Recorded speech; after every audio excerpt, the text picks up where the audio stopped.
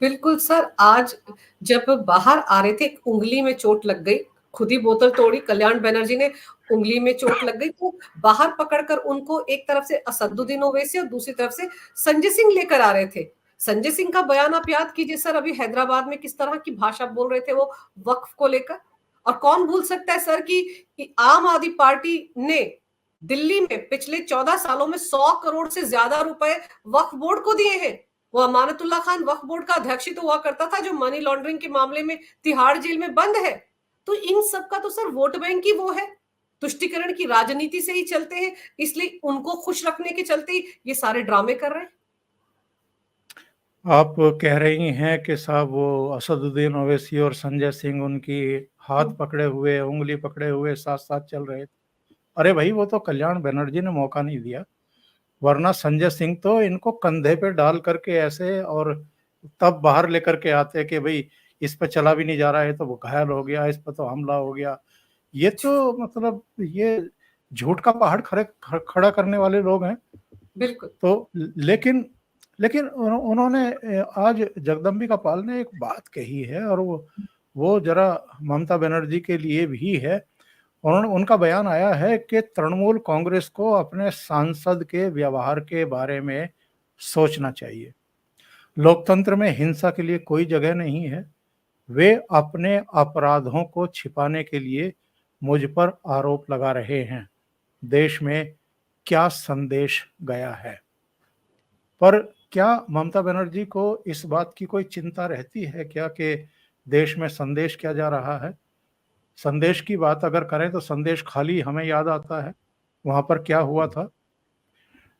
ED पर वहां attack हो चुका, सीबीआई पर वहां अटैक हो चुके, खुद मुख्यमंत्री जो है वो सीबीआई मुख्यालय पे जाकर धरना दे चुकी 6-6 घंटे का। वहां क्या नहीं हुआ है? और अभी ये आरजी कर मेडिकल कॉलेज अस्पताल में क्या हो रहा है?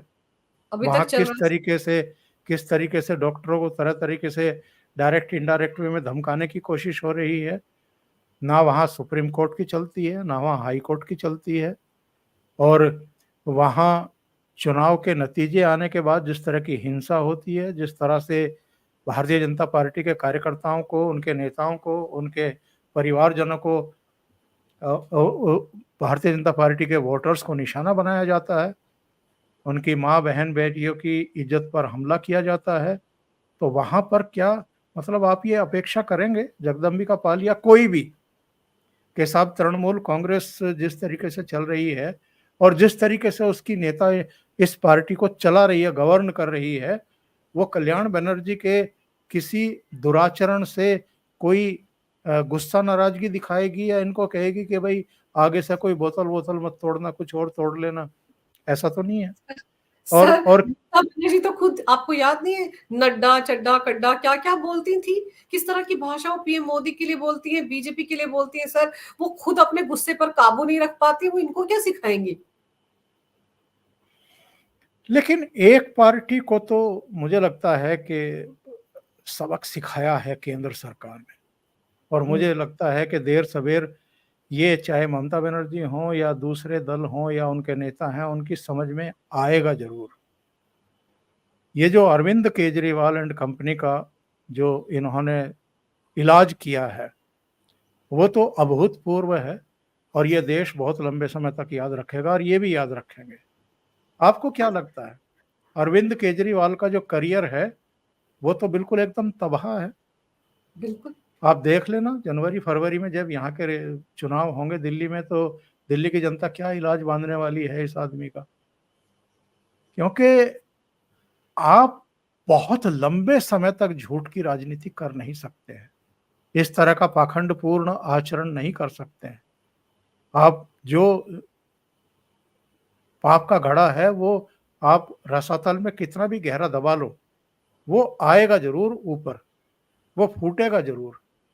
तो वो फूटने की नौबत आ गई है, बल्कि फूट गया है। अब तो टैक्टफुली और ठीक तरीके से बस भारतीय जनता पार्टी को इनको पूरी तरीके से एक्सपोज करके इनको ठीक से उसको कहना चाहिए, कल्टिवाइज करना चाहिए ठीक तरीके से। तो इनका तो इंतजाम हो गया है। और जो अराजक राजनीति ममता बनर्जी कर रही हैं या हम्म, उनके मेंबर ऑफ पार्लियामेंट करते रहे हैं, पार्लियामेंट के भीतर भी, पार्लियामेंट के बाहर भी, जेपीसी की मीटिंग में भी, ये तुरंत कोई भले ही बड़ा नतीजा इनके सामने या परिणाम इनके सामने ना आ रहा हो, लेकिन जनता अंजू जी हर घटना को नोट करती है, उसकी बिल्कुल। तह लगा करके रखती रहती है, और जब सही मौका आता है तो उसके बाद फिर उसका इलाज बांध देती है।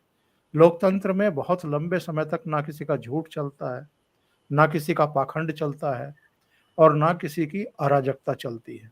एरोगेंसी तो जनता बर्दाश्त करती ही नहीं है। कभी ना कभी एक ऐसा मोड़ आ जाता है जब वो हिसाब किताब कर देती है। तो मुझे लगता है कि ये लोग जो भी इस तरह के उछल कूद कर रहे हैं, जो भी एक तरह की मैं कहूँगा कि बदतमीजी कर रहे हैं, इसका जवाब इनको मिल जरूर जाएगा देर सवेर।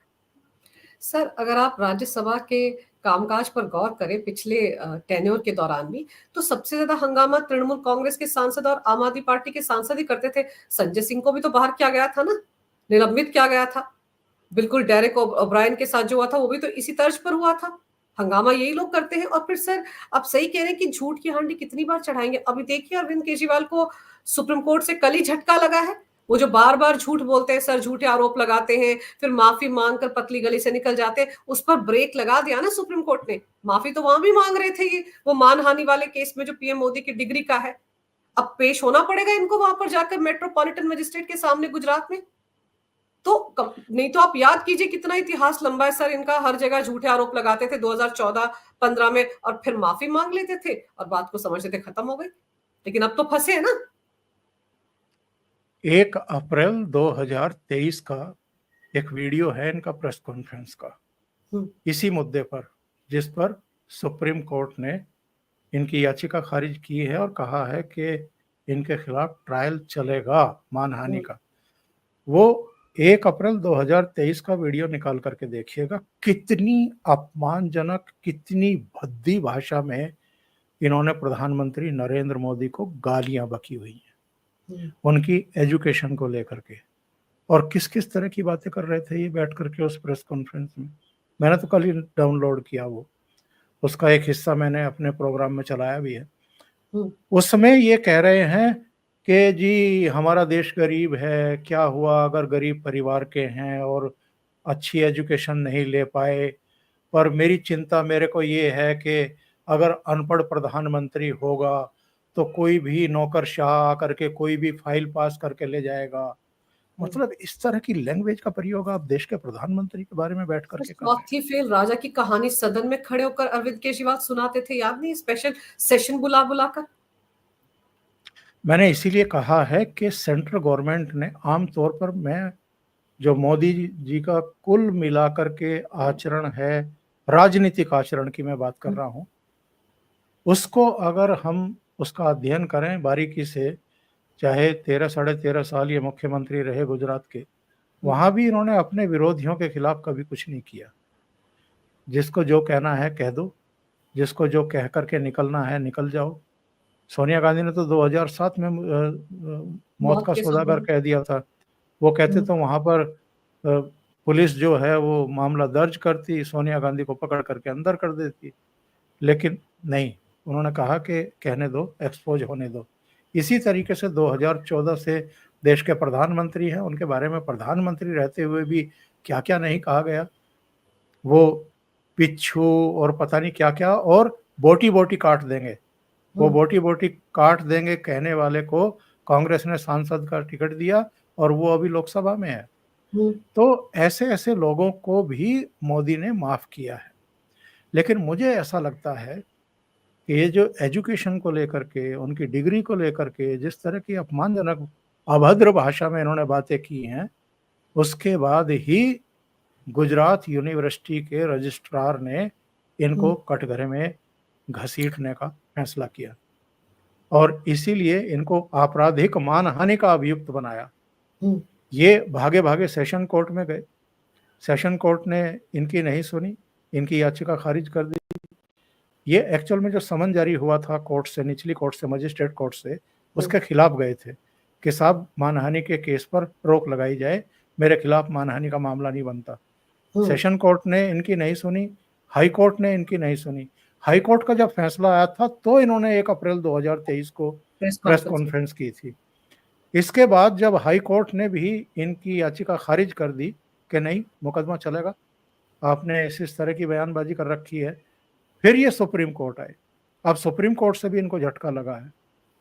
तो जो राहुल गांधी सूरत कोर्ट से 2 साल के कैदी करार दिए गए, सजा सुनाई गई और जिनकी संसद सदस्यता चली गई, बंगला चला गया, अरविंद केजरीवाल कम से कम इतना पढ़ा लिखा तो है जिसको इस तमीज है कि भाई अगर मुझे 2 साल की सजा हो गई तो मैं कम से कम 6 साल के लिए सक्रिय राजनीति से अलग हो जाऊंगा, जेल भुगतनी पड़ेगी और फिर 4 साल तक मैं चुनाव नहीं लड़ पाऊंगा। और कुल मिलाकर के कई ऐसे मामले आ चुके हैं, नितिन गडकरी से माफी मांग चुके मानहानि में, अरुण जेटली से, विक्रम मजीठिया से, कपिल सिब्बल से, 4-5 लोगों से तो माफी मांग चुके हैं। और इस मामले में भी सुप्रीम कोर्ट में ये अभिषेक मनु संघवी कह रहे थे कि नहीं नहीं, उनको केजरीवाल जी को अपने बोले गए शब्दों पर प्रायश्चित है, मतलब माफी मांगने को तैयार हैं, क्योंकि अब इनको पता है कि अब सुप्रीम कोर्ट के आगे तो कोई रास्ता है नहीं, कोई खिड़की है नहीं जहां जाकर के हम अर्जी लगा सकें, तो अब तो भुगतना ही पड़ेगा। इसलिए माफी भी मांगने को तैयार थे। लेकिन मुझे लगता है कि मोदी जी ने इशारा ही किया होगा कि भाई बहुत हो गया। वो कहते हैं ना कि 99 गाली के बाद तो कृष्ण ने भी चेता दिया था कि भाई 100 होते के साथ ही तेरी गर्दन जो है उतार लेंगे।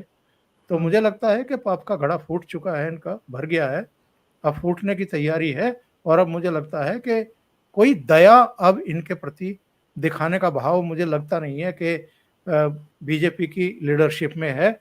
वरना इनकी गिरफ्तारी जिस तरीके से हुई, इनके डिप्टी की गिरफ्तारी जिस तरीके से हुई, संजय सिंह को जिस तरीके से सबक सिखाया गया, यहाँ तक कि केसीआर की बेटी को गिरफ्तार किया गया, इन सबको जो जेल में ठूंसा गया है, इनको अकल देने के लिए, शिक्षा देने के लिए ही किया गया है।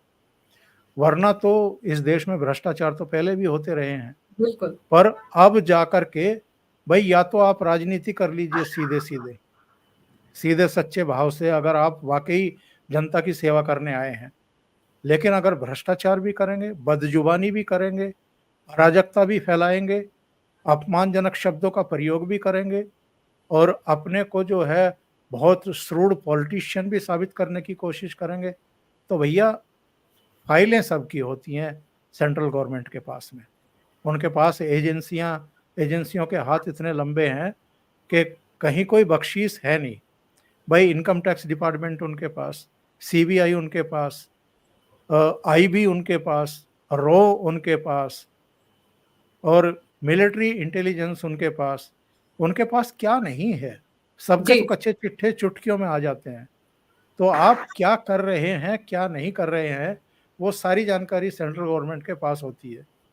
अगर आप मौका देंगे और अगर आप इसी तरह की हरकतें करते रहेंगे तो फिर भुगतने के लिए भी तैयार रहो।